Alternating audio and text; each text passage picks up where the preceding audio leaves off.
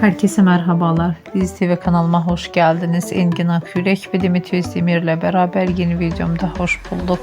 Hayranlıkla izlenilen, herkes tarafından sevilen çiftlerin güzel fotolarını, yepyeni karelerini umarım sizler de beğenirsiniz. Şimdilik benden bu kadar. Yeni videolarımda yeniden buluşmak üzere. Hoşça kalın arkadaşlar.